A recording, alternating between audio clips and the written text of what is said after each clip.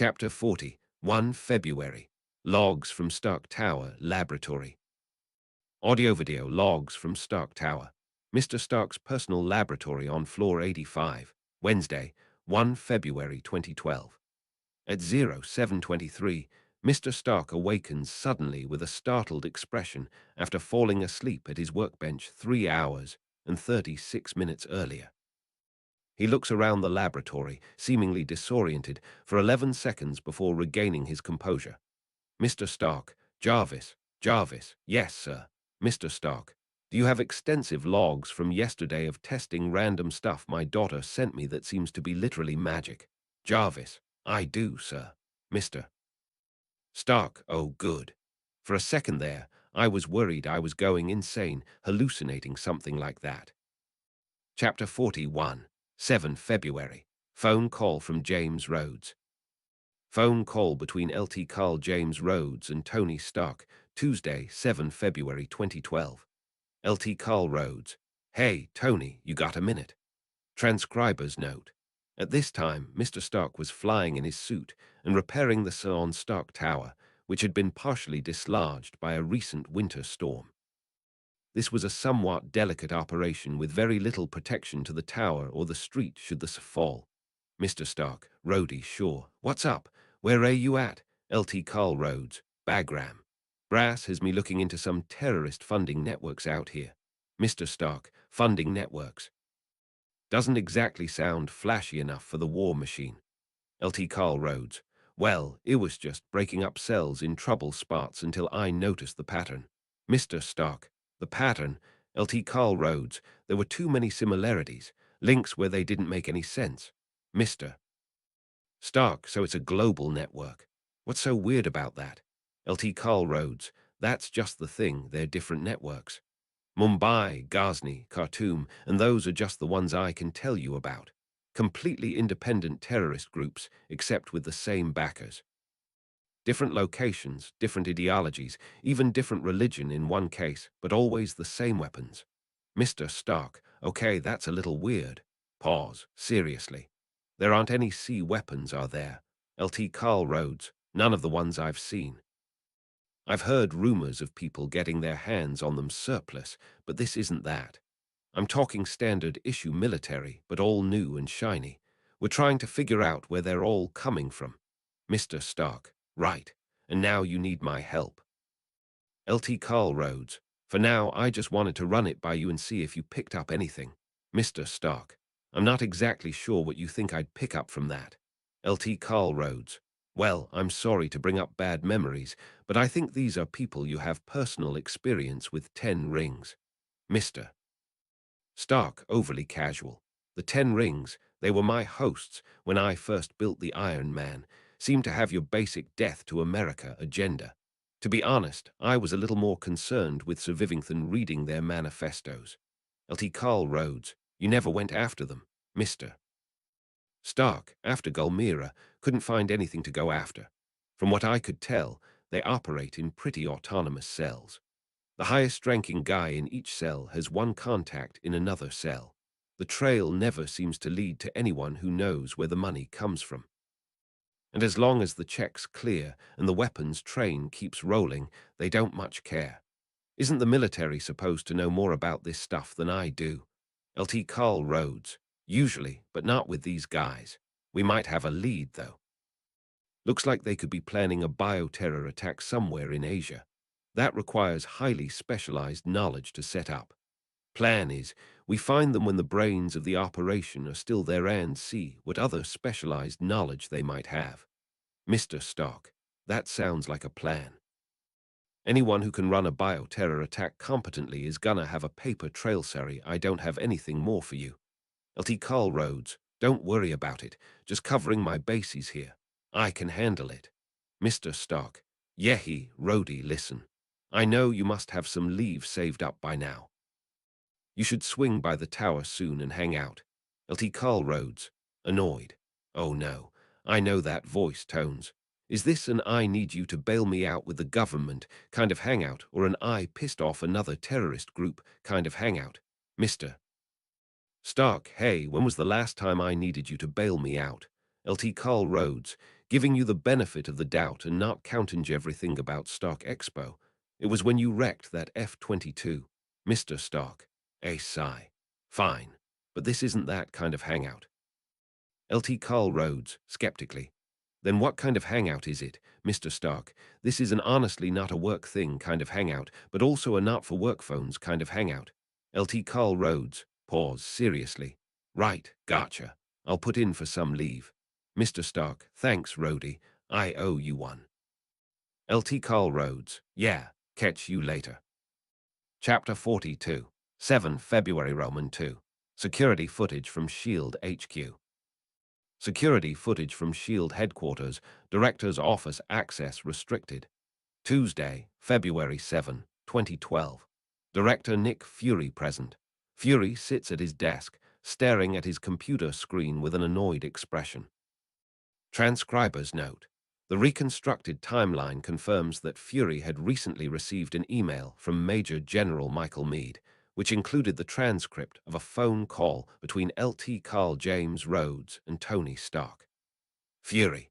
Don't know what Meade's expecting me to do with thighs. Stark is up to something. Doesn't give me any new information. Pause. Well, I'll put it in the dossier for Romanoff in case she needs it. Fury begins typing a note on the file. Fury, no action necessary at this time. Give Stark benefit of doubt, unless he makes it a quote-unquote work thing, which, knowing him, he probably will. Chapter 43, 14 February. Letter from Pepper Potts. Letter delivered to Hogwarts School of Witchcraft and Wizardry, Tuesday, 14 February 2012. Dear Holly, now you've done it. Your father is obsessed with figuring out how magic works, and knowing him, I wouldn't put it past him to do it. You don't know me, but my name is Pepper, and I'm your father's girlfriend. I also do a lot of other things for him at the business, but you don't need to worry about that. I live with him, so he thought it was safe to show me your letter. I hope that's all right with you. I thought you should know your dad looked like a kid on Christmas once he was convinced you were telling the truth. It's been a long time since I've seen him that excited, and I had to tell him to slow down. Of course, he wanted to know everything. I think he might have written a longer letter than yours just with questions if I let him, but I got him to tone it down. I just want you to know that if you get overwhelmed with his interrogation, you can take it easy on answering the questions, and I'll smooth it over. He really cares about you, but he doesn't have any experience with parenting or patience. I admit I don't have any children of my own, unless you count him, but I know how to read the room, so to speak. If it gets to be too much for you, you can tell me. After all, just from what I've heard, it sounds like you could use someone on your side. Sincerely, Pepper Potts. Chapter 44, 14 February Roman 2. Letter from Anthony Stark. Letter delivered to Hogwarts School of Witchcraft and Wizardry, Tuesday, 14 February 2012. Also included a candid photo of Anthony Stark at age 11, a copy of the last official portrait of Howard and Maria Stark together, released for Howard's 70th birthday in 1987. A recent publicity photo of Anthony Stark and Pepper Potts, showing them in evening wear, but not containing any direct references to his business ventures, his technology, or either of his nicknames. Dear Holly, well, you were right about one thing. That letter definitely wasn't what I expected. I'm sorry for coming off so suspicious before. In my defense, there was a lot of stuff in there to be suspicious of, and it's not like anybody would have guessed the real story. It's a relief that a lot of the scarier possibilities had other explanations, but unexpected, definitely. It's not every day that you find out that Magus is real, and there's a whole magical world with its own school and laws buried so deep that even I couldn't find it. I'm still finding that part hard to believe, to be honest. Do you have anything more you can show me about this magical world? You have photos, so you must have cameras. Do you have any photos of you or your school? If you have a radio station, do you have newspapers or magazines that would fit in the mail tube? I have a lot of stuff I want to know, but something simple like that would be fine for now. I had to test the things you sent me, obviously. I couldn't tell much from the quill and the scroll, but the balloons and the chocolate frog card were very interesting. Your non-explodable balloons weren't as reliable as they said. They won't technically explode under normal use, but they will if you overpressurize them like a soccer ball, and you can melt through them with heat, too. Not sure if that counts as false advertising. But everything else I poked them with, they just bent around it, even though they act like normal rubber when they're deflated. I can't explain why they're so durable or where the light comes from. The chocolate frog card was even weirder. I looked at it under a microscope, and it looked like the ink was flowing over the fibers. I don't know how much you know about display technology, but if I tried to do that with tech and no magic, there would be layers of different colored ink, and the particles would shift which one was on top. There are a whole lot of reasons why the version in the card shouldn't work, so at this point, magic is looking like a solid answer. And I suppose it also explains the owl post and that inheritance test you sent me, how they knew my name and where I lived, or not really explains it. Just saying it's magic isn't an explanation so much as a place to start looking for one, which I will doing once I know more about it. You probably saw I sent you a photo of me and Pepper. I probably should have realized you wouldn't be able to look one up at school. I threw in one of myself as a kid too, so it would match the ones of your mom. That one's not public, so I'd appreciate if you kept it to yourself. And there's one of my parents, which should give you your whole family for your photo album, if you have one. Now with that out of the way, what do I want to know? Only everything. What's your school like? What classes do you take? You said potions and flying were two of them, so it sounds like they're different from a non-magic school. That's flying on broomsticks, I'm guessing. What kinds of magic do you learn? Is there a scientific theory of magic? Do you have your own scientists who study it? It sounds like your headmaster does that sort of thing. What are the houses you mentioned? Are you in any clubs? Sports?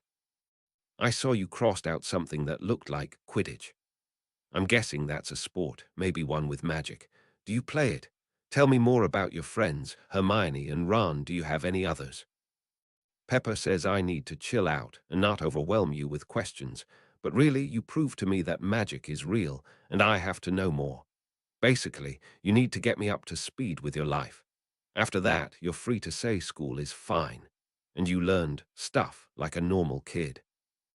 I'll try to keep the rest of this short, but there are a few things I want to know right away based on your letter. First, I have to ask you if witches are immortal like Sabrina the teenage. Outside of being murdered by a terrorist, that is. If the Nicholas Flamel your headmaster works with is the same one who lived in the 1300s, that would mean alchemy really works, and you might be. But I don't think your headmaster would look so old if that was true, so I'm not sure what's going on there. Also, tell me more about these ghosts. Dead people really come back to life, or afterlife, and they teach history to witches. But you didn't mention your mom and stepdad being ghosts, so I'm thinking it's not everyone. Or do ghosts have to stay where they died or something? And why is Professor Binns so boring? I would have thought a ghost would be a perfect history teacher since he was there to see it. Honestly, that's kind of a relief about the magical adoption. I'm not happy that someone messed with my kid's DNA, but the alternatives were either that there was something really weird with my own DNA, or that I was somehow related to your mother, so it's good to get that cleared up. And I appreciate the gesture that your stepdad was willing to adopt you, given the awkward situation. Your inheritance test said you had a guardian named Sirius Black, who was suspended, and then your guardianship was transferred to your headmaster, even though you weren't a student yet. First of all, why to both of those? Second, did either of them know I'm your real dad? Third, why were you living with your aunt and uncle if they weren't listed on the test? If they're as bad as you say, and just the fact that you're not in any photos with them looks bad enough, then I want to know who was responsible. I'm definitely not happy about the whole "a terrorist tried to kill me when I was a baby" thing, but since he's dead, I guess I don't have to worry about it. Head didn't come back as a ghost, did he? Anyway, you being famous I can handle. That's probably the easy part in all this. You mentioned accidental magic happening when you were scared or angry, and I happened to see security footage of you at the London Zoo from last summer when a Burmese python escaped its cage in a way no one could explain. Do you know anything about that? I'm not mad if you did it. I just need to know what happened so I know what to expect in the future. This whole unplottable thing sounds kind of fishy. Even with magic, how do you make things not show up on a map, a shopping district, and a train platform? Those aren't exactly things you can hide in the middle of a city, not without leaving holes that people would notice. And is that only maps, or is it satellite photos, too? Maybe ask your teachers what your school looks like from the air. Is there anyone you can talk to about that Snape character? If he's singling you out, you should tell the other teachers, especially if he's making you uncomfortable in any way. You really should ask how your school gets help in an emergency, and you should especially ask if there are faster ways to communicate. Hedwig's great, but something faster than 9 days each way would be a big help. If you can find out anything about how post owls work, I'd still like to hear it. And if you can ask someone about how to set up a wizard PO box, I'd like to know about that too, but I understand if you can't do that from your school. I made some changes to my security system to deal with anything else that might show up, so I can wait on that until this summer. Love, Dad. Chapter 45, 14 February Roman 3, Holly's Diary. From the Diary of Holly Potter, 14 February. My dad likes magic. I got the letter from him today. He's excited about magic, and he wants to know all about how it works. He's not like the Dursleys, and he's not from a church that doesn't like magic. At least, I wouldn't think he is. I was so worried how he'd take it, and he acted so suspicious before. I guess I still need to tell him about Hogwarts classes. Hermione says that's the part her parents had trouble with because it's not the same as a muggle school, but he likes magic at least. He also tested the balloons with an air pump and put the chocolate frog under a microscope. I wasn't expecting that. He wants to try to explain magic with science, but I don't know if that's possible. He sent me pictures too. I was right. He looks just like he did in the Mirror of Erist, funny-shaped beard and everything. Same age, too. The picture was one at a party with his girlfriend. At least, I assume she's his girlfriend. If she's not, that would be awkward. His girlfriend even wrote to me. Her name is Pepper Potts. Her like Pepper Pot. I wonder how she got a name like that. Anyway, she's tall. Taller than him, but maybe she was wearing heels. But she's not bony like Aunt Petunia. And she has red hair, but not like my mum. It's straighter and lighter, maybe strawberry blonde even. They're both in really nice clothes, and I think it's at a ball or something. She also mentioned helping with his business. I think he might have money of his own, maybe even actually rich.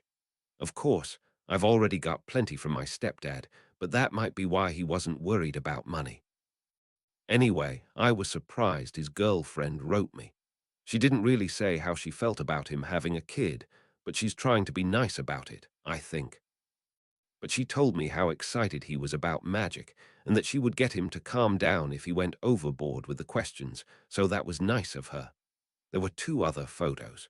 There was one of my grandparents, and one was my dad at my age, and he looked so different as a kid. More round-faced, a little like Neville.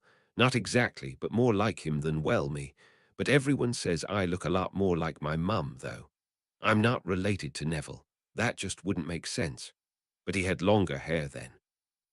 Long enough that I can believe I might have his hair, comparing them, even though Hagrid thinks I have James's hair.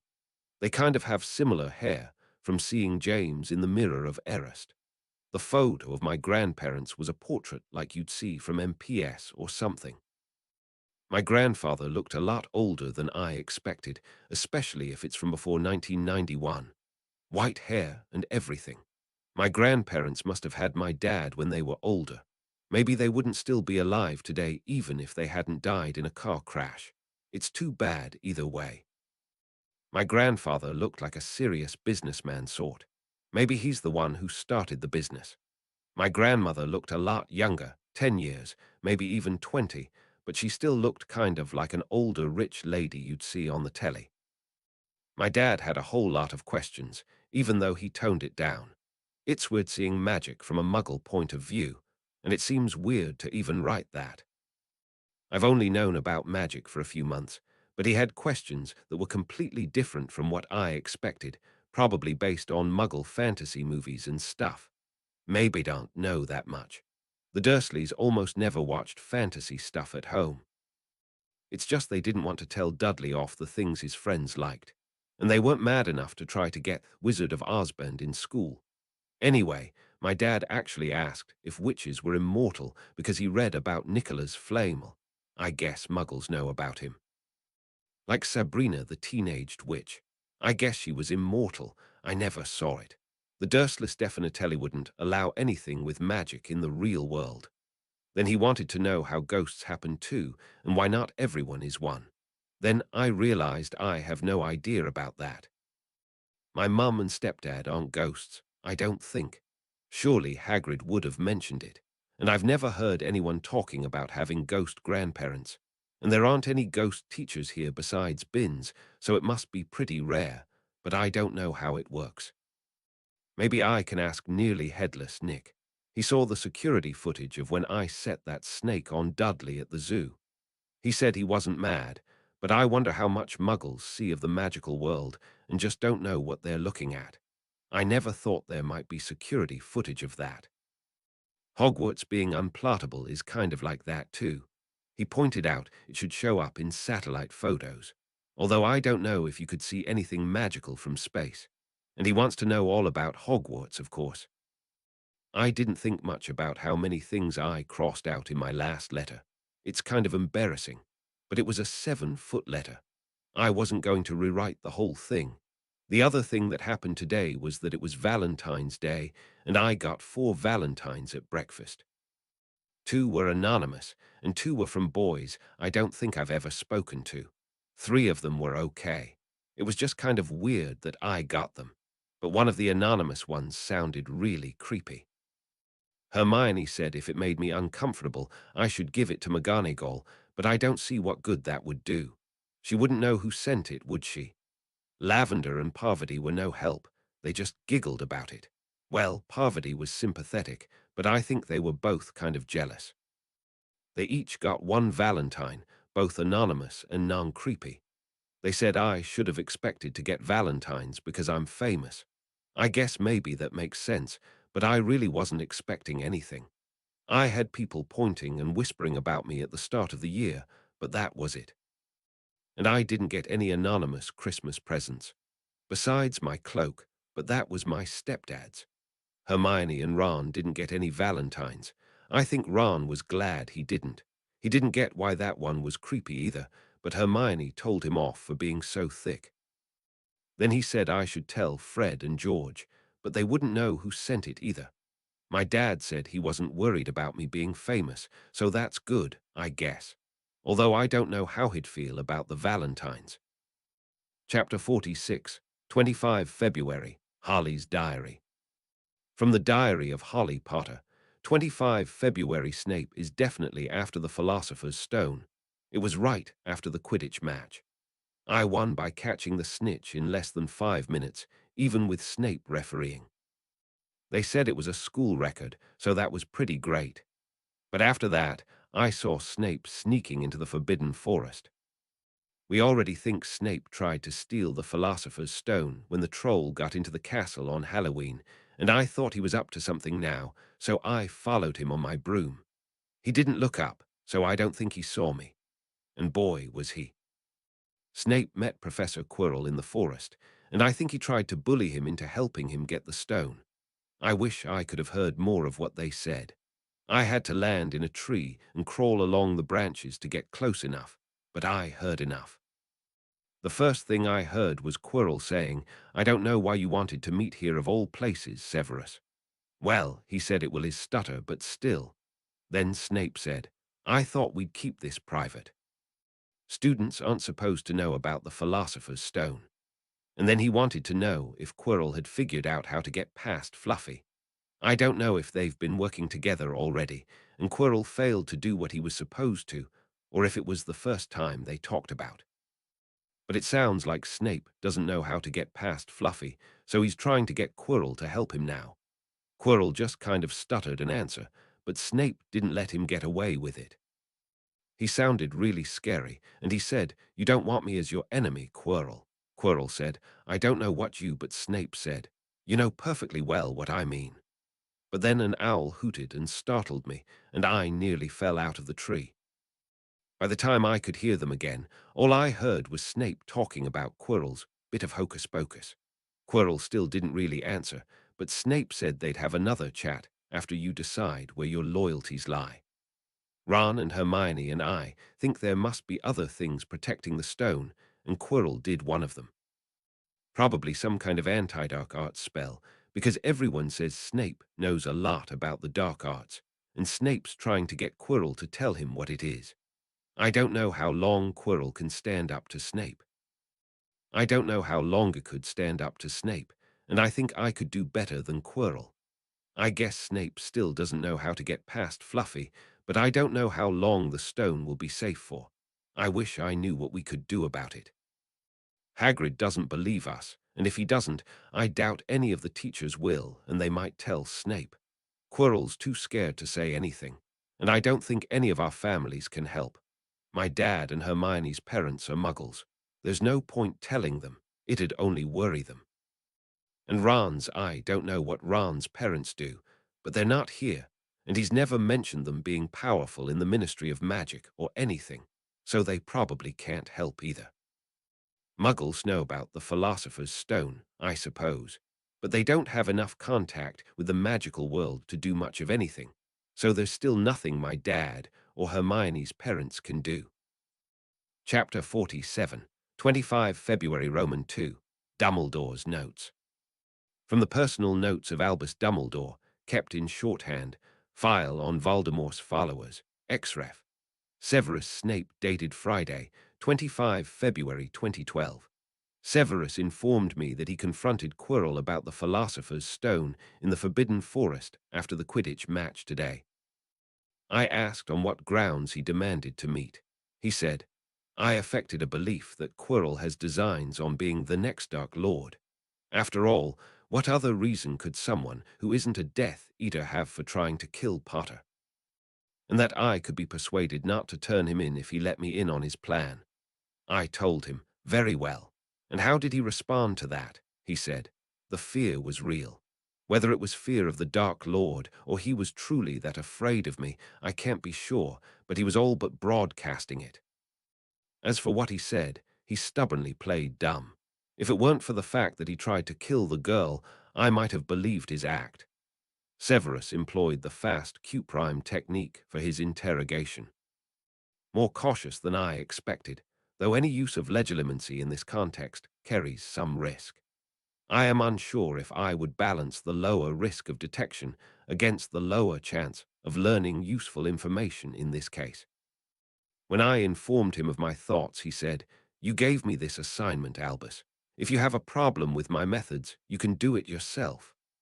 I apologized and asked him what he had learnt. He said, "Quirrell is working for the Dark Lord."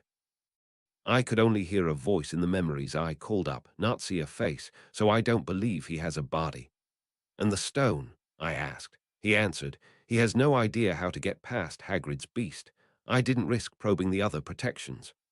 I also asked Severus if he believed Quirrell suspected him. He said, "He may well have suspected me, but I did all I could to present myself as a free agent, not a loyal Death Eater. If Quirrell reports it back, I am hopeful the Dark Lord will not take the risk of approaching me. That will have to do for now. Since we've confirmed Quirrell is working for Voldemort, it's best not to risk Severus being pulled into his orbit. It's the best evidence we're likely to get that Voldemort remains in spirit form, which minimizes the risk from him. And as long as Quirrell remains stymied by Fluffy, it will provide motivation for Voldemort to seek the stone himself and be trapped at the Mirror of Erist. The conversation, as reported by Severus, he noted that Quirrell kept up his stutter. I know what you've been up to, Quirrell." I don't know what you mean, Severus." Don't you know we demanded to referee the match?" Minerva said that I saw what you did to Potter the last time. What I don't understand is Q, you can't possibly think that is. But I suppose they're Erminy who would be happy to see Potter dead. Q, surely you can't think S, and that's not the only opportunity at the school, is it? Q, I'm only a teacher S. You aren't the only one who's interested in what's hidden on the third floor. Do you really think you can keep it for yourself? Q, if this about the stone, I don't know why you wanted to meet here of all places, Severus. S, oh, I thought we'd keep this private. Students aren't supposed to know about the philosopher's stone, after all. Q, I've only done what the headmaster asked. S, have you found out how to get past that beast of Hagrid's yet? Q, but Severus, I.S. You don't want me as your enemy, Quirrell. Q, I don't know what you S. You know perfectly well what I mean. You can tell me what you figured out, or I'll tell Dumbledore what you did to Potter with your little bit of hocus-pocus. I'm waiting. Q, but I don't S. Very well. We'll have another little chat soon, when you've had time to think things over and decided where your loyalties lie. N.B. This last was relayed with heavy sarcasm. Chapter 48, 25 February Roman 3. Book Excerpt. Excerpt from Guide to Advanced Occlumency Maxwell Barnett, Restricted Section, not checked out on this date. Chapter 5. Common legilimency techniques and their counters, extraneous material omitted. Rapid question priming, fast Q prime. This technique is often employed as a low-risk first move against an opponent whose occlumency skill is unknown. It is considered an advanced technique, despite its low technical difficulty, due to the sheer speed needed to use it effectively. To an outsider, fast Q prime will look more like plain bullying than a useful interrogation. It is a pure reading technique that involves asking many questions in rapid succession in order to prime the target to call up associated memories, allowing the caster to forego the risk of digging deeper. The target's verbal answers are for the most part unimportant, and indeed, it is preferable not to allow them time to either think of a lie or to notice the intrusion before moving on to the next question. Because of its light touch, simply tuning out the questions is an effective counter to this technique. However, doing so is more likely to lead to a more aggressive response or even a physical confrontation. Other techniques, such as dissociating your memories from your responses or defocusing your efforts to the entire line of questioning as a whole, are more likely to succeed without revealing your own skill level. The following exercises will train you in the recommended counters to fast Q prime. Chapter 49, 26 February, Logs from Stark Tower. Internal AV logs for Stark Tower, Penthouse, Sunday, February 26, 2012. Mr. Stark is working at the gallery room holoscreen. LT Carl Rhodes enters the penthouse via the elevator. Transcriber's note on Mr. Stark's orders, LT Carl Rhodes was surreptitiously scanned for bugs in the elevator, and none were detected. LT Carl Rhodes, Tony. Mr. Stark closes his current project and approaches LT Carl Rhodes, greeting him with a bro hug. Mr. Stark, Rhodey, good to see you. Glad you could get some time away. LT Carl Rhodes, a little. The Asia mission's probably gonna take up most of the next 2 or 3 months. We have to keep up normal operations while we wait for the 10 rings to make their move. Sohat was so important that you had to arrange an in-person meeting from halfway around the world. I'm guessing you're not dying again, or you would have wound up on the news. Mr. Stark. No, I learned my lesson from that one. Mr. Stark begins to lead LT Carl Rhodes toward the holoscreen. LT Carl Rhodes, are you and Pepper getting married? Mr. Stark flinches so hard that he nearly trips. Mr. Stark, don't even joke about that. We're taking it at our own pace, and this is not a time when I want to go messing with a good thing. LT Carl Rhodes, concerned. Whoa, this isn't like you tones. What is this honestly not a work thing you were talking about, Mr. Stark? Deep breath. It's this, Mr. Stark swipes the holoscreen, placing Miss Potter's school photo on screen. LT Carl Rhodes freezes and his eyes widen. LT Carl Rhodes, seriously. Tony, who is that? Mr. Stark, that is Holly Lily Potter. She's 11 years old and goes to a boarding school in northern Scotland, and she's my daughter. Lt. Carl Rhodes, quietly. Oh my God, it finally happened. Mr. Stark, congratulations, Rhodey, you're an uncle. Lt. Carl Rhodes turns to face Mr. Stark. Lt. Carl Rhodes, how long have you known?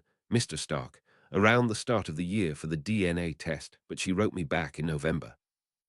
Lt. Carl Rhodes points at the photo of Miss Potter. Lt. Carl Rhodes, wait, she wrote you. It wasn't a suit. Mr. Stark shakes his head. Mr. Stark, no, her mother and stepfather died years ago, firebombing.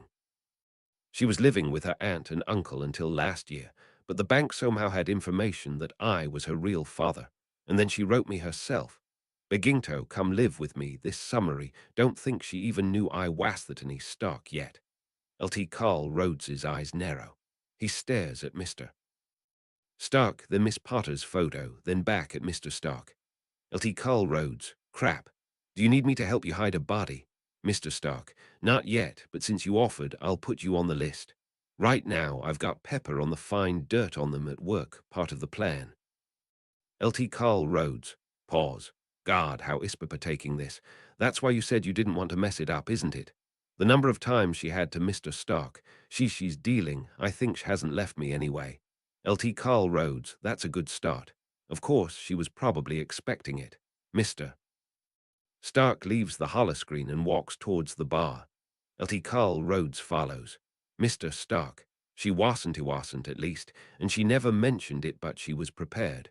She's handling the paperwork. Even signed me up for parenting classes.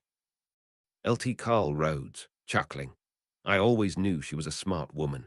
Pause. So, custody. International won't be a problem. Mr. Stark, shouldn't be. By the time her school gets out, it should only need the official DNA test and the signatures. Lt. Carl Rhodes, wait, official. It wasn't an official test, Mr. Stark walks behind the bar and sets out 2 glasses and a bottle of bourbon. Mr. Stark, no, she sent her sample by mail. Her school's really remote. She couldn't arrange an in-person meeting in time for Christmas. And no cell signal.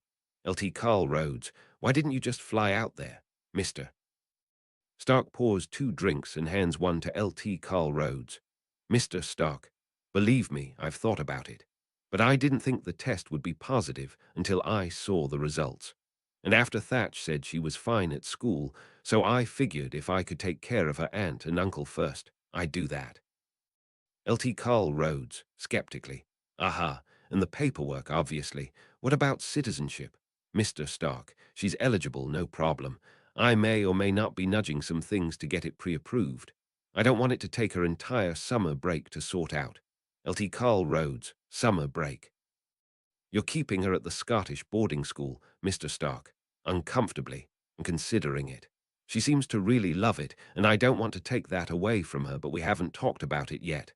Lt. Carl Rhodes, how about updating your will? Mr. Stark winces. Mr. Stark, yes and no. Pepper insisted on bringing in a lawyer to do a hotfix before the Dubai race, but I'll have to do it again after I get custody. Lt. Carl Rhodes, I guess that's good enough. Pause. Really, how are you feeling about all this, Tony? Mr. Stark, cheerfully, terrified. That's normal, right? Lt. Carl Rhodes, I'd be more concerned if you weren't, put it that way. Lt. Carl Rhodes looks back at Miss Potter's photo on the holoscreen. Lt. Carl Rhodes, how you know, I can see the resemblance. Mr. Stark, that's what Pepper said. I still say she looks a lot more like her mother. Lt. Carl Rhodes, she looks like you when you're pretending you're not worrying about something. Mr. Stark, that's also what Pepper said. You sure you haven't been talking to her? Lt. Carl Rhodes smiles awkwardly and shakes his head. Lt. Carl Rhodes, we've just both known you long enough, Tones. Pause. So, what's she like? Mr. Stark, she's different, not in a bad way, just not what I was expecting. Lt. Carl Rhodes frowns. Lt. Carl Rhodes, she's not a genius, you mean? Mr. Stark shakes his head forcefully. Mr. Stark, I don't think she's top of her class, no, but that's not what I meant. She's kind of all over the place. She sounds clever, but she also sounds like she has no idea how to use it. She was really nervous about writing to me, but she takes everything else in stride. Living off the grid, the scary-looking groundskeeper, writing with quill pens. Don't ask the rest more, but she told me it in confidence. But trust me, she really does take it in stride. Plus, she has a healthy attitude toward prats who have had money and titles for who knows how many generations. Her words. Lt. Carl Rhodes laughs loudly. Lt. Carl Rhodes, spoken like a true Stark. Pause. You really love her, don't you, Mr. Stark, quietly. Yeah, I do. Pause. You know, Rhodey, my dad screwed up bad with me.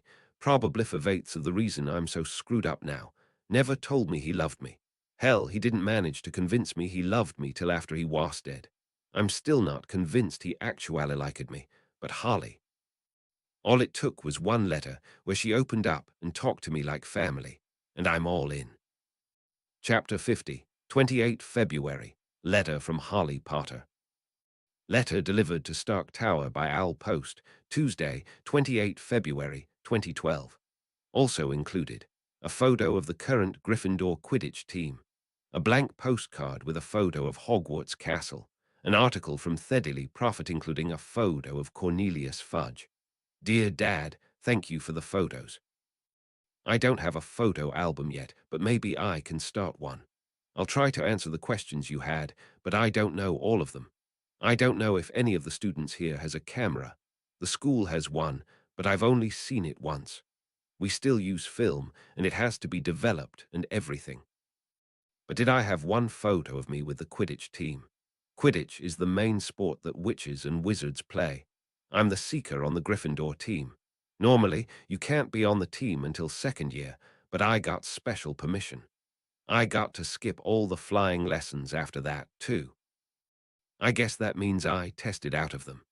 Quidditch is like football crossed with basketball crossed with dodgeball, plus the snitch, which I don't know what sport I can compare with that, and all played 50 feet in the air on broomsticks. There's 7 players on each team and 4 balls. There are 3 hoops on either end of the pitch, not like basketball hoops. They're big enough to fly through. And 3 chasers on each team try to put a ball called the quaffle through one of the hoops, and there's a keeper who guards the hoops. Oliver Wood is our keeper and team captain. He's the one in the back in the photo. The second row are the chasers, Angelina, Katie, and Alicia, left to right.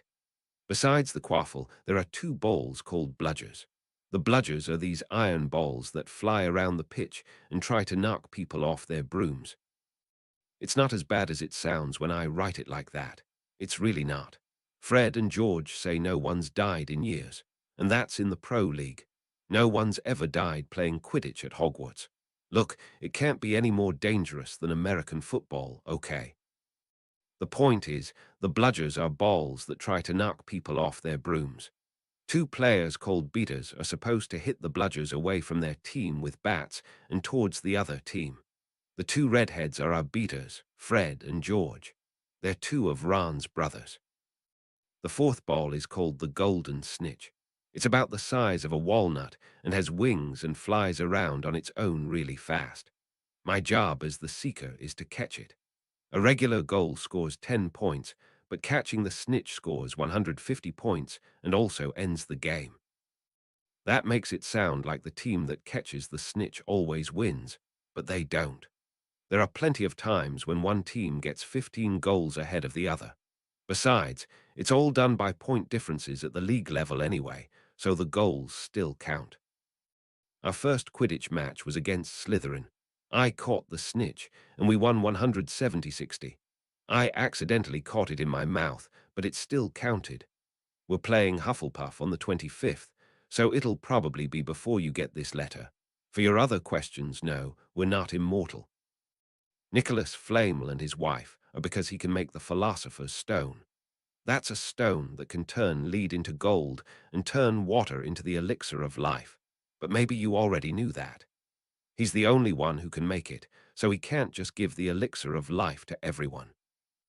I think witches and wizards live longer than muggles, though. I asked around, and I found out Professor Dumbledore is 110, and no one thinks that's weird. My mum and stepdad aren't ghosts. They would have found me if they were. Ghosts can move around if they want. I talked to nearly headless Nick, the Gryffindor ghost, and he said only witches and wizards can come back as ghosts, and they only become ghosts if they're too afraid of death to go on, which is apparently pretty rare. I'm not sure why it would be so rare, but it is. Nick thinks there are a few hundred ghosts in Britain, and that's over 1,000 years of wizards. I thought about it, and that's probably about one of witches and wizards who come back as ghosts, and Voldemort didn't come back as a ghost either. I don't know what's up with Professor Binns. The story everyone tells is that he was old and forgetful, and one day he just got up to teach his class and didn't notice that he'd left his body behind. But that doesn't make sense with what Nick said. He's forgetful, though. I don't think he even remembers our names half the time. I don't know how long ago he died, but he's never told us about history he saw himself. He just gives droning lectures every class. Sirius Black was my godfather when I was born, but it came out that he was secretly evil and working for Voldemort. He's still alive, but he's in prison for life. I don't know much more than that, sorry. I asked Hagrid, but he doesn't like to talk about it. All he said was, you couldn't trust your best friend in those days. After that, Dumbledore was my guardian, but I don't think it was because he's the headmaster. I think it was because he's chief warlock of the Wisengamot. I'm not sure what that means, but I asked Percy, Ron's other brother, because he knows a lot about the Ministry of Magic, and I get the feeling the chief warlock is kind of like the Lord Chancellor. I don't know what that would be in America, but Hagrid said Dumbledore is only my guardian for magical stuff, not the person I was supposed to live with. I think I was living with the Dursleys just because they were Micklostonly relatives that anyone knew about. Yes, the thing with the snake was me. I didn't know there was security footage of it, though. I would have thought the Ministry of Magic would take care of something like that so muggles wouldn't see it. But I was talking to the snake, and my cousin Dudley shoved me aside so he could see what it was doing, and I tripped and fell, and I got so mad that I made the glass disappear. If you want to know what other kinds of accidental magic can happen, one time I made my hair grow back after Aunt Petunia gave me a bad haircut. Another time, she bought me some clothes from a charity shop that were so ugly that I made them shrink until they didn't fit me. One of my teachers yelled at me when Dudley blamed me for something he did, and I made her wig turn blue. And some bullies chased me once, and I accidentally flew up onto the school roof. That's all I can think of right now. The glass was definitely the biggest thing I've done. Nobody I talked to knew the answer to your question about unplottable places. They say Hogwarts is supposed to be visible from the air, but it looks like a ruin to muggles. No one who grew up with magic knew about satellites, though. Percy says if there's an emergency, like if someone has to go to the hospital, we can travel there through fireplaces like Father Christmas. Well, no, we don't use chimneys, but there's a magical way to connect them, I guess. You can talk through them too, but they don't work across international borders. He said anything international has to go through the Ministry of Magic, and he doesn't know much about the American system, so I think we still don't have any faster way to send letters than Hedwig, sorry. Hogwarts is great. It's in a huge medieval castle overlooking a lake with a river flowing under it between the buildings. There are fields right around it, and gardens for vegetables and greenhouses for herbology classes, and a Quidditch pitch. There's an enchanted forest on the grounds, too, but we're not allowed in there because it's full of dangerous creatures. Inside the castle is really confusing, actually. The staircases move around, and some hallways lead somewhere different on a Friday, and some doors will only open if you ask them nicely, and others aren't really doors, but solid walls just pretending. And the people in the portraits are always leaving to visit each other, and the suits of armor can walk on their own, but the older students say you get used to it. The Great Hall is really beautiful. It's filled with floating candles at night, and the ceiling is enchanted to look like open sky. The rest is more like a regular castle, I think. There are 4 houses that are named after the founders of the school and are supposed to follow their virtues. I'm in Gryffindor, which is the house of the brave. Our mascot is a lion, and our colors are red and gold. Ravenclaw is supposed to be where the smart kids go. Well, most of them.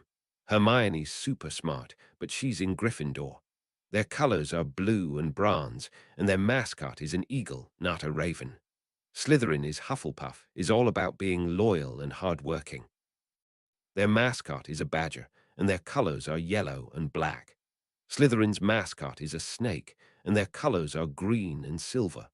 Their virtues are supposed to be cunning and ambition, which I guess could be virtuous sometimes. Slytherin and Gryffindor don't get along very well, though.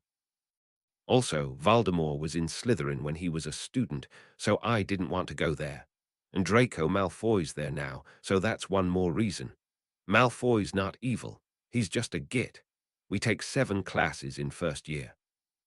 Besides flying lessons. But there are also electives we can start taking in third year. Charms is my favorite class because we get to do the most magic there. Charms are any magic that makes things do things. It's kind of hard to describe what charms are because there are so many of them. Making things levitate or dance or change color are charms, but so is lighting fires and putting them out and freezing water into ice and mending things. And the great hall's ceiling and the walking suits of armor are charms too, I think. Professor Flitwick is the charms teacher.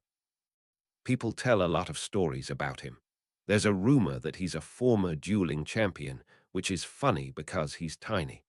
And there's another rumor that he's half goblin, but if he is, he's not scary like the Gringotts goblins. He's really good at making the classes fun, and most of the school likes him. Transfiguration is magic that turns one thing into another. Professor McGonagall even turned her desk into a pig and back. But we started with small stuff, like turning a matchstick into a needle. It's a lot harder than charms. Even Hermione couldn't do the matchstick to needle all the way in our first class, and she usually gets new spells right away. McGonagall is strict, but she's usually pretty fair and helpful. She's head of Gryffindor, too. Defense against the dark arts is all about how to defend yourself from magical threats. I thought it sounded really interesting, but I wish we had a better teacher. Professor Quirrell is scared of everything, and he has a bad stutter. He teaches a lot of theory, and he's only taught us really basic defensive spells like how to knock someone down, create a smoke screen, or shoot sparks to call for help. History of magic is boring because of bins, and everyone just reads the textbook to learn what they need to. Herbology is all about learning how to take care of magical plants. I think we take it because it has to do with making potions. Professor Sprout teaches it, and she's all right. It's been easy enough for me because Aunt Petunia made me learn a lot about gardening. I just have to remember the specific magic stuff. Astronomy is kind of cool. We have it at midnight on Wednesdays, Thursday mornings, at the top of the tallest tower. Also, Professor Sinistra knows about Muggle astronomy, and the class might even be a lot like Muggle astronomy. Potions is awful. It might not be so bad if it wasn't for Snape. It works just like in Macbeth. You mix together a bunch of magical ingredients, and you get something that can cure boils or put someone to sleep or make them stronger for a little while. But they have to be prepared in a specific way and in the right order, and Snape is always criticizing everyone but Malfoy for any mistakes, and I think he hates me especially. Hagrid keeps telling me I'm imagining it, but Ron and Hermione notice too. In our first class, Snape gave me a pop quiz and took a point from Gryffindor when I didn't know the answers, and he didn't do that to anyone else. The only other person he treats like that is Neville, but Neville is really clumsy, and he's melted through his cauldron twice, so I can kind of get that, even though it's mean. I don't think there's anything to be done about him, though. Snape, not Neville. All the non-Slytherins complain about him and say he favors his own house, even the people he doesn't single out. No one's really sure what his problem is. They say he wants the defense against the dark arts job, and Dumbledore won't give it to him. But I don't know what that has to do with me. And he's refereeing my next Quidditch match, too. I don't know why they're letting him do that. Slytherin's not playing, but it still affects the standings, and the whole team thinks he'll be just as bad as he is in class. I'll just have to catch the snitch before he can favor Hufflepuff too much. Ron and Hermione are my best friends, and Hagrid, if that counts. I'm friends with a lot of the Gryffindors, but I'm so not close with anyone else, I guess. Ron was the first friend I made on the train to Hogwarts. He grew up magical, and he has 5 older brothers and 1 little sister, and everyone in his family has red hair. They all sound like really cool people, except Percy, who's a stick in the mud. Ron helped me out a lot because he knows all about the magical world. He's really good at chess, too. Hermione grew up muggle like me, but her parents are both dentists. I don't think she has any siblings. She's the smartest witch in our year, easy, and she spends half her time in the library. Even Snape has a hard time finding something to criticize her about. The only thing she's really bad at is flying. It took us a while to become friends, though. She was really bossy at first, but we got her to take it easy after a while. I don't know much about a scientific theory of magic. We learn theory in class, but it's more theory of how Toddarth spells than how they work. Also, after I wrote about my classes, I thought to ask Professor Sinistra about satellites, and she actually knew about them. She says unplottable places are always bigger on the inside so that they don't show up taking up space on maps or satellite photos. But it's possible for Muggle hikers or even planes to get close enough to see Hogwarts, and then all they see is a ruin. I wasn't sure where to find a picture of Hogwarts at all, but it turned out we had some postcards of it in the owlery. And I put in an article from the Daily Prophet, our newspaper. I don't know anything about the story. I just asked around if there was a recent article with the Minister for Magic in it. Love, Harley. Chapter 51, 28 February Roman 2, Project Logs. Excerpts from logs for Project Glinda descriptions and notes on items received Tuesday, February 28, 2012. Transcriber's note. These logs were compiled from a mixture of notes by Mr. Stark, Ms. Parts and Jarvis. Item 5. Newspaper clipping, identified as an article from Magical World, Newspaper Daily Prophet, date unknown, but recent. Front side, headline reads, Fudge honors honeysuckle with Order of Merlin. The article describes Cornelius Fudge, the Minister for Magic, giving an award posthumously to a ruby honeysuckle who saved 12 patrons from a fire in an art gallery on December 26. Honeysuckle is described as a native Texan and was a recent immigrant to the United Kingdom.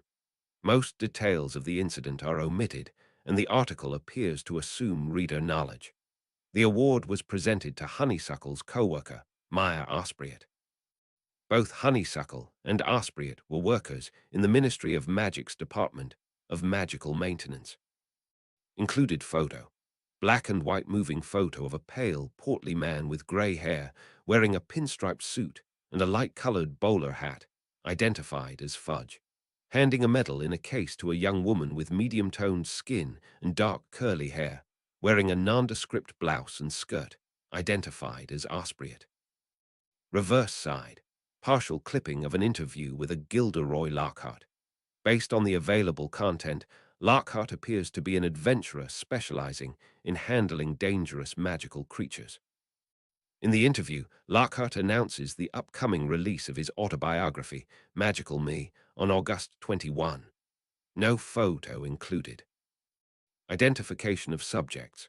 Cornelius Fudge, Ruby Honeysuckle, and Maya Ospriet are unusual enough names to trace, but all have near non-existent records, tentatively identified as the pattern of someone who was raised in the magical world. Maya Ospriet, tentatively identified as the younger sister of Jacob Ospriet. A missing person report was filed with New Scotland Yard for Jacob Ospriet in 2001, listed as closed in 2009, with Jacob found alive. Entire case is suspiciously light on details. Gilderoy Lockhart linked to a birth certificate dated January 26, 1984. Primary school records are available, but nothing later. Father and 2 sisters have normal records. Mother has near non-existent records prior to marriage. Mixed marriage. Physical description. Clipping is a form of paper similar to newsprint, but it is moderately stronger. The ink rubs off less easily, and the paper color has been altered to a beige tone, color possibly meant to resemble parchment. Photo of Fudge and Aspriot does not show action cycles, but instead appears to be a 10-second video clip played on continuous loop. In the loop, Fudge shakes Aspriot's hand. Hands are the metal. They pose for the camera and then break off and continue smiling uncomfortably for the remainder of the clip. 5 camera flashes are visible during the loop. Chemical composition, based on Raman spectrometer, cellulose and lignin fibers, traces of alkaline additives, indicates a non-standard, albeit simple paper-making process. Additives likely the cause of the paper color. Unclear if additives are enhanced. Ink contains petroleum and carbon black, standard for newspapers before the 1970s. Microscopy. Microstructure is functionally identical to newsprint. Ink in the photo flows over the fibers in the same manner as the chocolate frog card. Item 6. Blank postcard with a photo of a castle identified as Hogwarts School of Witchcraft and Wizardry. Photo depicts a large medieval castle built on a rocky outcrop overlooking a lake. A small ravine is visible between 2 main buildings. Photo initially appeared stationary, but high-resolution captures revealed it is moving, with ripples on the water and birds periodically flying in the air. The time of day does not change in the photo. Based on the spacing of the windows, the height of the castle is estimated at 70-80 meters, 232-62 feet. The tallest, non-magical castle on record is Neuschwanstein Castle in Bavaria, Germany, at 65 meters, 213 feet. Architectural analysis indicates a range of styles, likely built in stages over several centuries, from the high medieval period to the Renaissance. Several greenhouses at the far right are presumably an even later addition. The tallest tower, used for astronomy classes, has a unique design and may also be a later addition. None of the features of the castle appear architecturally impossible, although several are improbable. Postcard assumed to have similar physical properties to the chocolate frog card. Item 7. Moving photo of 7 persons of secondary school age, including Miss Potter, identified as the Hogwarts Gryffindor House Quidditch team. Players identified as Miss Potter, Oliver Wood, Fred Weasley, George Weasley, and Angelina, Katie, and Alicia, surnames unknown. Ages of players, other than Miss Potter, estimated as ranging from 12 to 16.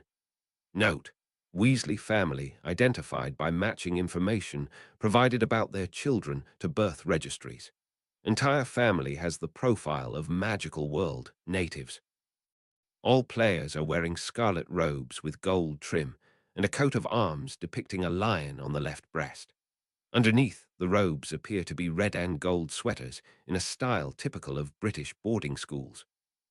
All players are wearing sports gloves of a non-standard type and holding wooden poles, presumably broomsticks, usually in their left hands. High-resolution captures of Miss Potter's photo closely resemble her school photo, aged forward by approximately 1 year. Her glasses have been either repaired or replaced with another pair in the same style, and she has a far more natural smile. The photo shows action cycles, similar to the chocolate frog card. However, they do not change with the time of day. The photo is an outdoor scene with the background time of day unchanging. Each subject in the photo has their own action cycles, which seem to vary in a different random sequence for each, and which overlap asynchronously in time, mimicking a natural scene. However, all players periodically return to posing for the camera at the same time. Actions are typical of preteens and teenagers, including waving to the camera, talking and apparently joking with one another, shifting their brooms from one hand to the other, playful shoving, and Wood apparently scolding the team for horseplay. Fred and George Weasley occasionally make bunny ears behind Miss Potter's head, which she does not appear to notice. Miss Potter waves more often and more excitedly when the photo is viewed by Mr. Stark. Wait a minute, how does that work? The chocolate frog card didn't respond to light or sound. Chapter 52, 8 March. Letter from Anthony Stark. Letter delivered to Hogwarts School of Witchcraft and Wizardry, Thursday, 8 March 2012. Dear Harley, thanks for the photos yourself. It's good to have something more from you than your old school photo, and you look a lot better in full color. And smiling. I definitely approve the color scheme. It looks good on you. That said, I get the feeling you haven't seen a game of American football before. Iron balls trying to knock you out of the air from 50 feet up are not normal. Definitely not the kind of environment I'd want to fly in. But if your school thinks it's normal, somehow, and also has the ability to heal a broken wrist same day, then I may have to reassess what I consider normal. Maybe. And also what I consider to be at all a balanced game. Even if it doesn't always win, whose idea was it to give 15 goals to a player who only does that one thing? Is catching the snitch and dodging bludgers the whole game for you, or do you have some secret, sabotage the other team, job to go with it? Anyway, congratulations on making the team early. Flying's a lot of fun, not to mention badass if you're good at it. That's why I taught myself how to do it. There's something we have in common. We're both self-taught flyers. Well, not quite. I have to give a lot of the credit to Jarvis.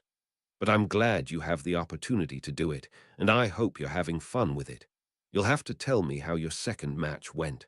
Ideally, you made it a normal catch. I'm not sure how you accidentally catch something in your mouth. Flying around at speed, you're more likely to break a couple teeth doing that. But hey, a win's a win, right? I hope Snape wasn't a problem. It'll be too late for that match. But if you're worried the referee is biased or has a conflict of interest, you should tell Professor McGonagall as your head of house. In fact, if you think Snape is singling you out, you should tell Professor McGonagall anyway. And if she can't do anything, you should tell your headmaster. Even if everyone else complains about him too, it's important to document that kind of stuff. The same goes for any other teachers who give you problems. Also, is Snape not a professor like the others? He's the only one you didn't call a professor in your last letter. If he's not qualified, that could be an easy way to get rid of him. Thank you for trying to answer all my questions. Pepper told me it was a lot, and I've got a lot more after your last letter, but I guess most of them can wait. The better question is, do you have textbooks I can see next summer, or better yet, a bookstore I can get into? That would be a lot easier than trying to ask you everything by owl mail. But I wanted to turn this letter around right away because there are a few things I still need to know sooner. Number 1. You said Dumbledore is your guardian for magical stuff, but what does that cover? Does he control who gets custody of you? Is it possible to transfer that to someone else? I'm also wondering how a high-ranking government official got guardianship and not an actual social worker. You didn't mention how long Hogwarts runs for. How many years do you attend? What's the annual calendar? When do you get out for the summer? It sounds like all of your classes are magic-related, except for astronomy. It is astronomy and not astrology, isn't it? And you said before that Hogwarts only has good prospects with other witches and wizards that they'll give you a fake high school diploma if you need one. But that still doesn't mean you took the classes or learned the material. It sounds like they're pushing you towards a career in the magical world. And I get it. Who wouldn't want to work with magic? But it sounds like they're not preparing you for if you ever want to do something else. There's not even an English class, which you should need either way. Pepper informs me that's not something we necessarily need to worry about yet. God knows, I didn't know what I wanted to do with my life when I finished school. But I want to make sure you're considering all of your options, and I'm going to want a detailed description of what those options are and Hogwarts' curriculum this summer. More immediate question.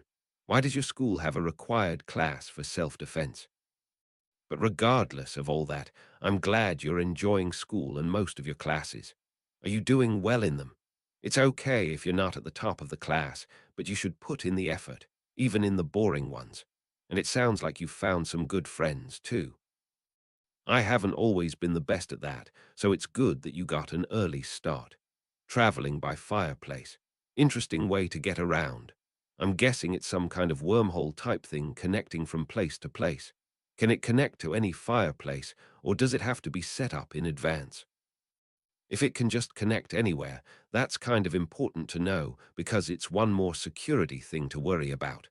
But yeah, probably a good call keeping the government out of it. You never know what they're up to. If you have the choice, it's better to stick to your in-house resources, especially when you're famous. It's a lot cleaner than way. But still, keep an eye out for any other options on that. And listen, I understand about your godfather. My godfather betrayed me too. Tried to kill me twice, in fact. But he's dead now, so you don't have to worry about him. It sucks, losing someone you trusted like that, but you just have to try to make the best of it. Look for the silver lining, you know. In fact, that whole mess was what made me get my life together. If you come to me a few years ago, it would not have been pretty. If you need someone to talk to about anything, really, I'm here for you. Love, Dad. Chapter 53, 19 March. Letter from Harley Potter. Letter delivered to Stark Tower by Owl Post, Monday, March 19, 2012. Dear Dad, the Quidditch match was brilliant. I broke the school record for the fastest snitch catch. Or we think I did, anyway. It was 4 minutes and 54 seconds, and we won a flat 150-0. And yes, it was a normal catch. Snape tried to make some trouble, but the match was over too fast for him to do much, and Wood blocked the 2 penalties he gave Hufflepuff. There's some debate about whether it was really the school record. Wizards don't have any better clocks than Muggles, I guess. So we've only been timing it to the second since around 1700 and the minute since 1500. And there are stories about a couple of really fast catches in the Middle Ages that might have been faster. There was also debate over how to count the school record. The snitch was only added to the game in 1355. Before that, they used small birds, so they wouldn't have all been the same. But everyone agreed it was the fastest snitch catch at Hogwarts since accurate records have been kept. It's nowhere near the world record in the pro leagues, though. That was only 3.5 seconds. Catching it that fast would have to be sheer dumb luck. Catching the snitch is the main thing I do on the team, and getting it before the other seeker. But it's not the only thing.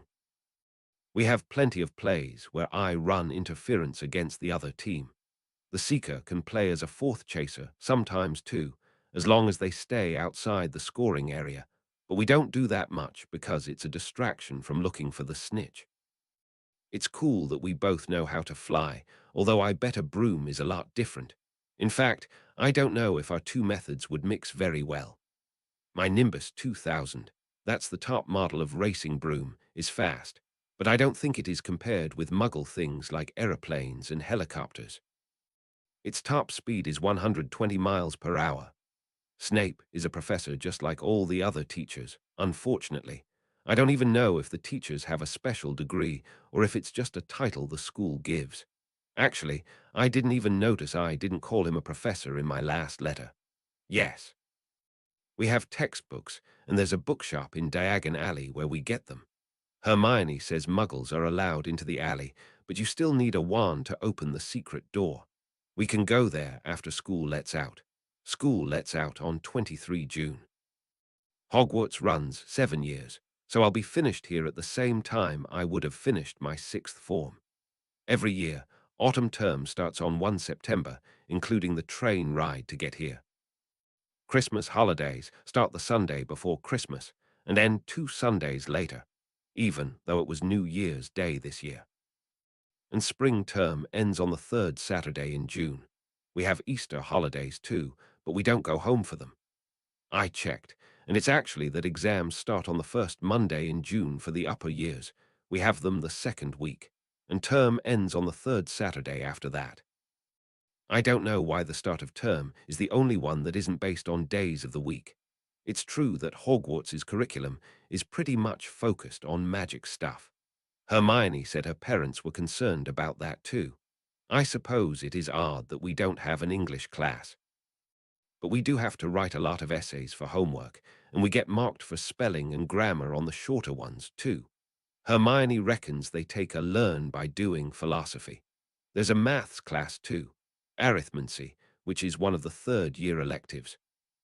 But for the others, we take magical history and actual magic classes instead of muggle history and science, plus astronomy. Yes, it's astronomy, not astrology. I've heard the divination class for the upper years does astrology, though. The other electives are study of ancient runes, care of magical creatures, and muggle studies, but we don't need to worry about choosing them until next year. Some of the second years have started talking about it this week. I haven't thought much about what I want to do after school. I've only known about magic for a few months, so I'm still learning the basics, but I think I'll want to do something with magic, so Hogwarts is still a great school for that. Hagrid said it's the best school in the world, in fact. Defense against the dark arts is a required class to become an aura. That's like magical police, I think, or a healer, because auras are going to fight people who try to curse them, and healers are going to treat people who have been cursed. Probably some other things, too.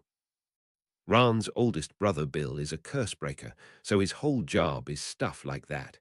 He works for Gringotts Bank in Egypt, so that's why we have to take Dada.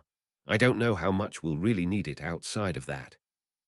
I'm sure people needed to know it a lot during the war, the one with Voldemort, but maybe not so much now. I'm doing pretty well in most of my classes, and better than I did in Muggle school, except potions. I'm passing potions, though.